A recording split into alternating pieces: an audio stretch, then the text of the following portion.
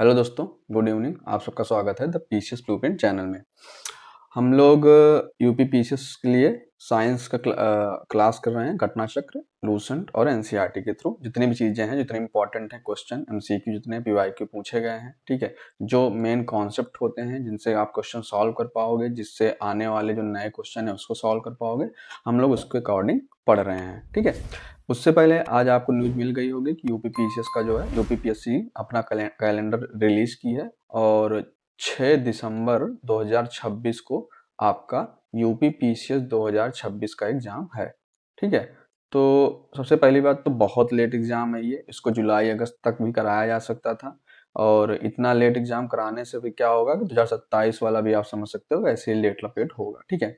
तो मतलब डेट बहुत ज़्यादा है, मतलब बहुत टाइम है, 1 साल का लगभग टाइम है और इसमें क्या होता है हम लेजीनेस हो जाती है, ठीक है।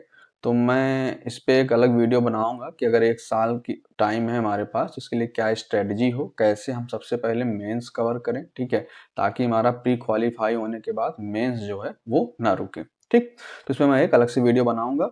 आज हम लोग साइंस कवर कर रहे थे तो मैंने आपको डाइजेस्टिव सिस्टम जो है ह्यूमन फिजियोलॉजी में कंप्लीट करा दिया है और मैंने उसमें बताया था एक दो क्वेश्चन आए थे एंजाइम्स पे, ठीक है। तो बेसिकली दो क्वेश्चन थे, एक पूछा था कि एंजाइम किससे बने होते हैं, स्टार्च, कार्बोहाइड्रेट, प्रोटीन इससे, और एक कैटालिसिस करते हैं, इस पे एक दो क्वेश्चन था, ठीक है। तो ये दो क्वेश्चन के बेस्ड पे ही हम लोग आज एंजाइम्स को उतना ही पढ़ेंगे जितना हमारे लिए जरूरी है, जितना एग्जाम में पूछा गया है, ठीक है। और एक्स्ट्रा इन्फॉर्मेशन जो रहेगी वो भी मैं आपको इसमें बता दूंगा, जो हो सकता है आने वाली क्लास में आ सके, ठीक है। तो एंजाइम्स पढ़ने से पहले सबसे पहले हमको प्रोटीन पढ़ना पड़ेगा, ठीक है। अब प्रोटीन क्यों पढ़ना पड़ेगा हमको? क्योंकि हमको पता है कि आप एक बात यहाँ पे जान लो कि ऑलमोस्ट, ठीक है, मतलब पूरे नहीं, लगभग 99% या जितना भी मान लो आप, लगभग लगभग जितने भी एंजाइम्स होते हैं, ठीक है, जितने भी एंजाइम्स होते हैं वो किससे मिलके बने होते हैं? प्रोटीन से बने होते हैं। तो सबसे पहला कॉन्सेप्ट आपको याद रखना है कि लगभग सभी एंजाइम्स जो हैं वो प्रोटीन से मिलकर बने होते हैं। अब मैं सभी कह रहा हूं, इसका मतलब कुछ अपवाद होंगे, ठीक है। तो कभी कभी क्या होता है, जो न्यूक्लिक एसिड होते हैं, ठीक है, जो न्यूक्लिक एसिड्स होते हैं, ठीक है। अब इसमें न्यूक्लिक एसिड क्या है, परेशान होने की जरूरत नहीं है, आप इतना समझो जो डीएनए और आरएनए होते हैं, ठीक है। इसको और डिटेल में हम लोग जब बायोमॉलिक्यूल्स करेंगे तो उसमें मैं बताऊंगा आपको, ठीक। तो कभी कभी ये जो न्यूक्लिक एसिड होते हैं ना, ये एंजाइम जैसा बिहेव करने लगते हैं और तब इनको हम लोग राइबोजाइम बोलते हैं, ठीक है। ये दूसरा आपका एकदम फैक्ट और अच्छा कॉन्सेप्ट इस क्वेश्चन पूछा जा सकता है, ठीक है, कि राइबोजाइम क्या होते हैं, ठीक है, न्यूक्लिक एसिड होते हैं कि एंजाइम्स होते हैं कि प्रोटीन होते हैं, ठीक है, ऐसे करके कुछ भी ऑप्शन बना सकता है, ठीक। तो पहला आपको याद रखना है एंजाइम्स जो हैं वो प्रोटीन होते हैं और कुछ एंजाइम्स जैसे राइबोजाइम वो प्रोटीन ना होकर न्यूक्लिक एसिड होते हैं, क्यों? क्योंकि वो एंजाइम जैसा बिहेव करने लगते हैं, ठीक। अब मैंने आपको कहा था प्रोटीन, तो सबसे पहले समझ लेते हैं प्रोटीन क्या होता है और उसके बाद देखेंगे एंजाइम्स कैसे होते हैं, ठीक है। तो प्रोटीन आपको अब पता है, हम डेली डाइट में हमारे लिए सबसे इंपॉर्टेंट अगर कोई चीज न्यूट्रिशन के मामले में होता है तो प्रोटीन होता है, ठीक है। हमको प्रोटीन मतलब होता है कि प्रोटीन इंटेक ज्यादा करना चाहिए जिससे हमारी सेल्स जो हैं वो अच्छे से फंक्शन करें, ठीक। तो प्रोटीन जो है वो एक चेन होती है, ठीक है। जैसे यहाँ पे आप एक फिगर देख रहे होगे, पहला फिगर, इसमें देख रहे होगे आप 1 2 3 4 5 ऐसे करके कुछ एक दूसरे से जुड़े हुए हैं और ये एक चेन बना रहे हैं, ठीक है। तो जो ये चेन बना रहे हैं इनको बोलते हैं पॉलीपेप्टाइड चेन, ठीक है। पॉलीपेप्टाइड, पॉली मतलब बहुत ढेर सारे, और ये किसके चेन है? पेप्टाइड्स के चेन है। अब पेप्टाइड्स कैसे बनते हैं? तो हमारे शरीर में 20 टाइप्स के अमीनो एसिड्स पाए जाते हैं, ठीक है, जिसमें से 10 इसेंशियल्स होते हैं और 10 जो है वो नॉन इसेंशियल्स होते हैं। अब अभी फिलहाल आप इतना याद करो कि हमारे बॉडी में 20 अमीनो एसिड होते हैं, 10 एसेंशियल होते हैं जो जरूरी होते हैं हमको बाहर से लेने के लिए, ठीक, जो हम अपने फूड से लेते हैं, और दूसरा 10 नॉन एसेंशियल होते हैं जो हमारी बॉडी खुद प्रोड्यूस कर सकती है, बना सकती है, ठीक है। तो ये प्रोटीन्स जो होते हैं ना, यही ढेर सारे 20 अमीनो एसिड जो हैं उन्हीं में से मिल मिल के एक प्रोटीन का चेन तैयार होता है, ठीक है। बहुत ढेर सारे अमीनो एसिड मिलेंगे ऐसे आपस में, इनके बीच में बॉन्डिंग होगी, ठीक है, और उससे एक पेप्टाइड चेन बनेगी और ऐसे ही खूब लंबी चेन जो बन जाएगी तो उसको पॉलीपेप्टाइड चेन बोलते हैं, ठीक। फिर इसमें कुछ अलग से भी और बॉन्डिंग होने लगती है, ठीक है। और इससे जो है ये कुछ हेलिकल स्ट्रक्चर कभी-कभी बनते हैं और कुछ ऐसे शीट्स लाइक स्ट्रक्चर बनते हैं। ये सब बॉन्डिंग कैसे होती है जब हम लोग प्रोटीन डिटेल में पढ़ेंगे तब बताऊँगा मैं यहाँ पे। यहाँ फिलहाल हमको बस एंजाइम के लिए थोड़ा-सा प्रोटीन का बैकग्राउंड जानना है, ठीक? तो सेकेंडरी प्रोटीन इस तरीके से बनते हैं जब प्राइमरी प्रोटीन में और बॉन्डिंग हो जाती है या जैसे उसमें और घुमाव हो जाए, ठीक है? यही ये चेन कहीं से आके यहाँ से बॉन्ड बना ले, ठीक है? तो कुछ अल्फा हेलिक्स बनते हैं, कुछ बीटा प्लीटेड शीट बनते हैं, मतलब शीट्स बनते हैं और हेलिक्स बनते हैं। और यही फिर टर्शियरी में भी कन्वर्ट हो जाते हैं और ज्यादा उनमें हाइड्रोजन बॉन्ड और डाइसल्फाइड बॉन्ड के थ्रू वो और कॉम्प्लेक्स हो जाते हैं, ठीक है? ऐसे ही इसकी कॉम्प्लेक्सिटी जो है बढ़ती रहती है। तो जो हमारे एंजाइम्स होते हैं, ठीक है, वो भी इसी तरह प्राइमरी स्ट्रक्चर में हो सकते हैं, टर्शियरी स्ट्रक्चर में होते हैं या 3D स्ट्रक्चर में भी हमारे एंजाइम्स जो हैं वो हो सकते हैं, ठीक? तो इतना चीज आपको समझना चाहिए प्रोटीन्स के बारे में। अब मैंने आपको कहा कि जो प्रोटीन्स हैं, जो एंजाइम्स हैं, वो प्रोटीन से मिलके बने होते हैं। तो हम लोग एंजाइम्स पे आ जाते हैं कि एंजाइम क्या होते हैं, ठीक? तो मैंने सबसे पहले आपको बताया एंजाइम्स आपको याद रखना है कि ऑलमोस्ट सभी एंजाइम्स जो हैं वो प्रोटीन से मिलके बने होते हैं, ठीक? कुछ एक्सेप्शन आपको यहाँ पे देखने को मिल जाएगा जैसे राइबोजाइम, ठीक है? ये नाम याद रखना राइबोजाइम। राइबोजाइम क्या होते हैं? ये न्यूक्लिक एसिड होते हैं जो कभी-कभी एंजाइम जैसा बिहेव करने लगते हैं, ठीक है? और उसके बाद हमने क्या पढ़ा? एंजाइम्स जो हैं वो प्रोटीन जैसे 1D हो सकते हैं, 2D हो सकते हैं और 3D डायमेंशन में भी हो सकते हैं, यानी प्राइमरी स्ट्रक्चर भी हो सकता है, सेकेंडरी स्ट्रक्चर भी हो सकता है इनका और टर्शियरी स्ट्रक्चर भी हो सकता है, ठीक? अब एंजाइम्स, ठीक है, मान लीजिए एक एंजाइम है, ठीक है, कुछ इस तरीके से। ये क्या किससे मिलके बने हुए हैं? मान लीजिए ये टर्शियरी स्ट्रक्चर है एंजाइम का और ये ढेर सारे प्रोटीन से मिलके बने हुए हैं, ठीक? इन्हीं एंजाइम्स में आपको यहाँ पे एक साइट्स देखने को मिलेगी जिसको हम लोग बोलते हैं एक्टिव साइट, ठीक है? इसको हम लोग बोलते हैं एक्टिव साइट, ठीक है? अभी हम लोग स्ट्रक्चर की बात कर रहे हैं, फंक्शन क्या है बाद में उसको समझेंगे, ठीक है? तो यहाँ पे ऐसे कुछ पॉकेट टाइप के स्ट्रक्चर बनते हैं जिसको बोलते हैं एक्टिव साइट, ठीक है? आप सबसे बढ़िया एग्जांपल लो, एक लॉक, ताला, ठीक है? उसमें चाबी लगती है, ठीक? तो सेम वही है, जैसे ये जो लॉक है ये क्या है हमारा? एक एंजाइम है, ठीक है? ये एंजाइम है और जो चाबी है यहाँ पे आके जो सबस्ट्रेट जुड़ता है, ठीक है? सबस्ट्रेट मतलब जिसको एंजाइम जो है कैटालाइज करेगा, ठीक है? तो आप इतना समझो कि एक एक्टिव साइट होती है जो जिसपे आके सबस्ट्रेट जो है वो फिट होता है। लॉक जो जैसे आपका ताला जो हो गया वो आपका क्या हो गया? एंजाइम। और जो आप की लगाते हो उसमें वो आपका हो गया सबस्ट्रेट, ठीक है? सबस्ट्रेट मतलब क्या? वो स्टार्च हो सकता है, ठीक है? वो कार्बोहाइड्रेट्स हो सकते हैं, वो फैट्स हो सकते हैं। जैसे मैं डाइजेस्टिव सिस्टम जब पढ़ा तो उसमें मैंने आपको ढेर सारे एंजाइम्स के नाम बताए थे, ट्रिप्सिन, पेप्सिन, एमाइलेज, लाइपेज, ठीक है? तो वही उनपे जैसे मान लीजिए एक लाइपेज एंजाइम है जो फैट को डाइजेस्ट करता है। तो अब लाइपेज एंजाइम पे आके वो फैट जो है, वो जो सबस्ट्रेट है, यहाँ पे फैट क्या हो जाएगा? सबस्ट्रेट उसको बोलते हैं। वो इसी एक्टिव साइट पे आके अटैच हो जाएगा।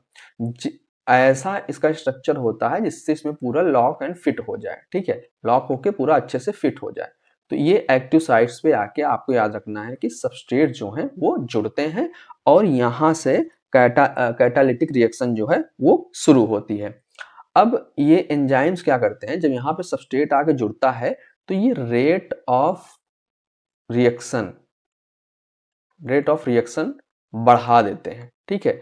अगर इसको दूसरी भाषा में हम ये कह सकते हैं, ये एक्टिवेशन एनर्जी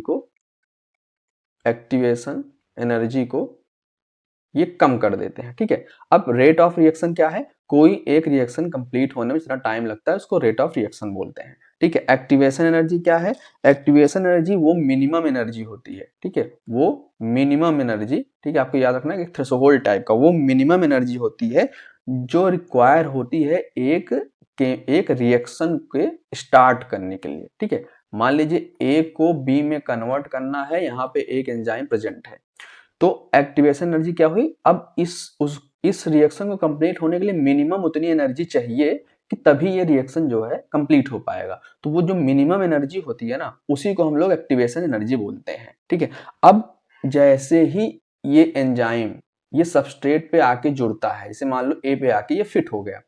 अब इससे क्या होगा कि एक्टिवेशन एनर्जी कम हो जाएगी, यानी जो एनर्जी बहुत ज्यादा पहले लग रही थी, ठीक है, अब उसको कंप्लीट होने में कम टाइम लगेगा, ठीक है? और आपका रिएक्शन जो है वो जल्दी स्टार्ट हो जाएगा। तो ये चीज यहाँ पे आपको याद रखनी है। पहली बात, एक्टिवेशन एनर्जी मिनिमम एनर्जी होती है जो इनिशिएट करती है किसी रिएक्शन को और जब यही एक्टिवेशन एनर्जी कम होती है तो आपका जो है रिएक्शन जल्दी स्टार्ट होगा और एंजाइम्स के प्रेजेंट में आपका रेट ऑफ रिएक्शन जो है वो बढ़ जाएगा, यानी आपका वो रिएक्शन जो है वो बहुत जल्दी कंप्लीट हो जाएगा। ठीक है, जिसको मान लो पूरा होने में x टाइम लग रहा था, अब वही उसको मान लो y टाइम में और उससे कम टाइम में कंप्लीट हो जाएगा।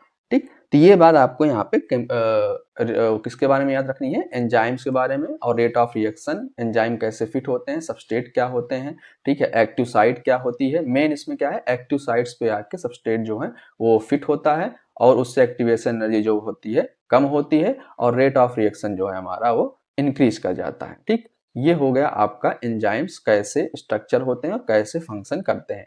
अब होता क्या है कि जैसे हम और एंजाइम, जैसे कैटालिटिक एंजाइम्स हम इनऑर्गेनिक केमिस्ट्री में जो पढ़ते हैं, ठीक है, इनऑर्गेनिक केमिस्ट्री में आप पढ़ोगे तो आपको वहां पे बहुत ढेर सारे कैटालिस्ट दिखेंगे। ठीक है, कैटालिस्ट दिखेंगे। कैटालिस्ट क्या होते हैं, जो कैटलाइज करते हैं, मतलब एनर्जी, मतलब रिएक्शन को कंप्लीट होने में हेल्प करते हैं। ठीक है, तो इनऑर्गेनिक केमिस्ट्री या उसमें जो आप कैटालिस्ट पढ़ोगे वो आपको हाई टेम्परेचर पे भी वर्क करते हुए दिखेंगे। ठीक है, हाई टेम्परेचर हाई प्रेशर पे भी आपको वर्क करते हुए दिखेंगे।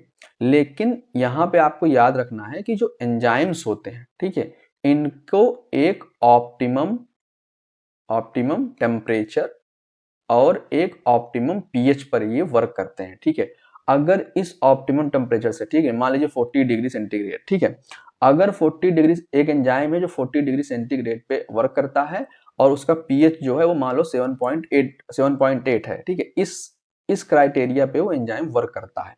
अब अगर इससे टेम्परेचर ज्यादा होगा या इससे टेम्परेचर कम होगा तो ये जो एंजाइम्स है वो काम करना बंद कर देंगे। इसी को बोलते हैं डीनेचुरेशन ऑफ एंजाइम या प्रोटीन का डीनेचर होना। ठीक है, प्रोटीन्स क्या होते हैं, वो सेंसिटिव होते हैं टेम्परेचर पे। अगर टेम्परेचर ज्यादा होगा तो एंजाइम जो है वो डीनेचर हो जाएगा। डीनेचर क्यों हो जाएगा, क्योंकि वो प्रोटीन से मिलके ही बना होता है। ठीक है, अब इसमें भी कुछ एक्सेप्शन होते हैं, जो थर्मोफिलस बैक्टीरिया होते हैं। ठीक है, जो थर्मोफिलस बैक्टीरिया क्या होते हैं, जो हाई टेम्परेचर में सर्वाइव करते हैं। ठीक है, बहुत ज्यादा 80 to 90 डिग्री सेंटीग्रेड तक जो सर्वाइव कर जाते हैं बैक्टीरिया, उनके अंदर जो एंजाइम्स पाए जाते हैं वो इतने हाई टेम्परेचर पे भी सर्वाइव कर सकते हैं। ठीक है, तो ये बात आपको जाननी थी एंजाइम्स के बारे में। अब हम लोग यहाँ एकदम बेसिक समझ गए हैं एंजाइम्स का कि क्या क्या होता है। ठीक है, जितना एग्जाम में अभी तक पूछा गया है। अब हम लोग देखते हैं कैसे एंजाइम का जो है एक्शन वो कंप्लीट होता है। तो सबसे पहले आप यहाँ पे फिगर देख लो, यहाँ लिखा है E+S, ES, फिर EP, फिर E+P। ठीक है, अब इसका मतलब क्या है, तो सबसे पहले एक सबस्ट्रेट होगा। ठीक है, जिसको हम यहाँ पे क्या बोल रहे हैं, S बोल रहे हैं, S फॉर सबस्ट्रेट। ठीक है, एक सबस्ट्रेट होगा, इस पे एक एक्टिव साइट होगा। ठीक है, एक सबस्ट्रेट है, उस पे एक एक्टिव साइट होगा। यहाँ पे आके एंजाइम जो है वो लॉक एंड फिट हो जाएगा, यानी फिट हो जाएगा। ठीक है, यहाँ पे आप पहला पॉइंट पढ़ो, first the substrate binds to active site on the enzyme of the enzyme fitting into the active site. ठीक है, यानी सबस्ट्रेट जो है वो सबस्ट्रेट के जो एक्टिव साइट है उस पे आके एंजाइम आपका फिट हो जाएगा। इससे एक थोड़ी देर के लिए एक स्ट्रक्चर बनता है जिसको बोलते हैं ES कॉम्प्लेक्स। ठीक है, यानी एंजाइम सबस्ट्रेट कॉम्प्लेक्स। ठीक है, उसके बाद एंजाइम जब यहाँ पे अपना कैटालिसिस शुरू करेगा, एंजाइम जो है जब अपना एक्शन शुरू करेगा तो ये जो सबस्ट्रेट है ये किस में कन्वर्ट हो जाएगा, प्रोडक्ट में कन्वर्ट हो जाएगा। जैसे ग्लूकोज जो होता है, ठीक है, ये पायरुविक एसिड में जाके कन्वर्ट हो जाता है, इसको ग्लाइकोलिसिस बोलते हैं। ठीक है, इसमें 14 एंजाइम जो है अलग अलग स्टेप पे काम करते हैं। या हमने अभी, तो जैसे हम प्रोटीन पढ़े थे डाइजेस्टिव सिस्टम में, तो वहां पे आपने देखा था प्रोटीन जो है ब्रेक डाउन होते होते अमीनो एसिड में कन्वर्ट हो गया था। तो इसी प्रकार सबस्ट्रेट क्या था हमारा, प्रोटीन, लेकिन प्रोडक्ट क्या बन गया, अमीनो एसिड। किसकी हेल्प से, एंजाइम्स की हेल्प से। तो यहाँ पे यही 3 स्टेप लिखा हुआ है। यहाँ पे लिखा पहले सबस्ट्रेट बाइंड्स करेगा एक्टिव साइट पे जो एंजाइम में है, और उसके बाद फिर बाइंडिंग के बाद जो substrate induces the enzyme to alter its shape fitting more tightly around the substrate, जो ये ES कॉम्प्लेक्स बना यहाँ पे। ठीक है, फिर active sites of the enzyme. ठीक है, फिर जो एंजाइम का एक्टिव साइट्स है वो सबस्ट्रेट को ब्रेक करेगा। ब्रेक मतलब उसके जो केमिकल बॉन्ड्स हैं, उसमें जो बॉन्ड्स प्रेजेंट है उसको ब्रेक करेगा और सबस्ट्रेट जो है वो एक नया प्रोडक्ट बना लेगा और खुद एंजाइम जो है वहां से अलग हो जाएगा, ठीक है। तो यहाँ पे लिखा है chemical bonds of the substrate and the new enzyme product complex is formed. यहाँ पे ई और पी पे जो लिखा हुआ है, यहाँ पे नया कॉम्प्लेक्स बन गया।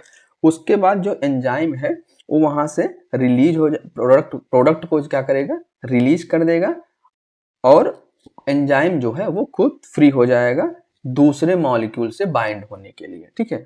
तो इसमें आपने देखा कि जो एंजाइम्स हैं वो रिएक्शन में यूज नहीं होते हैं, ठीक है। आपने देखा है एंजाइम्स जो है जैसे कि तैसे बाहर आ गए, ठीक है। सबस्ट्रेट जो है एंजाइम के एक्टिव साइट्स पे आके जुड़ा और ईएस कॉम्प्लेक्स बना, जिसमें और अच्छे से फिटिंग हुई। फिर सबस्ट्रेट जो है वो प्रोडक्ट में कन्वर्ट हुआ और एंजाइम लास्टली अलग होके प्रोडक्ट अपना अलग हो गया। एंजाइम जो है फिर जाके वो किसी और सबस्ट्रेट से ऐड हो जाएगा। तो ये कुल मिला के एंजाइम्स के फंक्शन जो है इसी तरीके से होती है, ठीक है। इतनी चीजें ही आपको याद रखनी है, क्योंकि अभी तक केवल 2 सवाल आया हुआ है इस पे, और 2 सवाल में जितने जानकारी आपको चाहिए थी मैंने आपको दे दी, ठीक है। बाकी टेम्परेचर पे भी इसका इफेक्ट बहुत होता है। अगर टेम्परेचर ज्यादा रहेगा, ठीक, कम रहेगा, तो जो एंजाइम्स है वो फंक्शन करना बंद कर देंगे। पीएच पे भी डिपेंडेंट होता है, एक ऑप्टिमम पीएच चाहिए होता है एंजाइम्स को फंक्शन करने के लिए, ठीक। इतनी चीजें आपको याद रखनी है।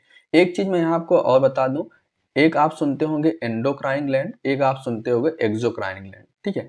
तो जो हमारा एंजाइम्स है वो एक्सोक्राइन ग्लैंड से रिलीज होते हैं, ठीक है। एक्सोक्राइन ग्लैंड से रिलीज होते हैं, और ये जिस जगह पे रिलीज होते हैं उनका फंक्शन वहीं पे होता है, ठीक है। अगर ये स्टमक में रिलीज हुआ है, ठीक है, स्टमक में हमने पढ़ा था कि पेप्सिन एंजाइम जो है प्रोटीन के डाइजेशन के लिए स्टमक रिलीज करता है। तो वो फंक्शन कहाँ करता है, पेप्सिन, पेप्सिन स्टमक में ही रिलीज हुआ, स्टमक से ही रिलीज हुआ और स्टमक में ही फंक्शन किया, ठीक है। तो इसको बोलते हैं एक्सोक्राइन ग्लैंड्स या एंजाइम्स जो इससे रिलीज होते हैं उनका तरीका। और जो एंडोक्राइन ग्लैंड्स होते हैं, ठीक है, जैसे पिट्यूटरी ग्लैंड्स आपने पढ़ा होगा, ठीक है, आपने एड्रिनल ग्लैंड्स पढ़ा होगा, उससे क्या रिलीज होते हैं, हार्मोन्स रिलीज होते हैं, ठीक है।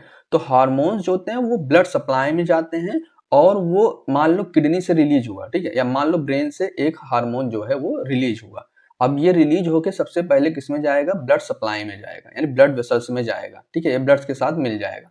और इसका एक्शन आके कहाँ पे मान लो आपको देखने को मिल रहा है, किडनी पे, ठीक है। तो आपको एक्सोक्राइन ग्लैंड और एंडोक्राइन ग्लैंड में डिफरेंस पता होना चाहिए, हार्मोन्स और एंजाइम्स में भी ये डिफरेंस पता होना चाहिए, ठीक है। तो इतनी चीजें थी आपको जो आपको याद रखनी थी, ठीक है, कि एंजाइम क्या है, प्रोटीन है। कुछ एंजाइम जो होते हैं वो राइबोजाइम बनते हैं, क्यों, क्योंकि न्यूक्लिक एसिड से न्यूक्लिक एसिड जो होता है वो कभी कभी एंजाइम के तौर पे काम करने लगता है, ठीक।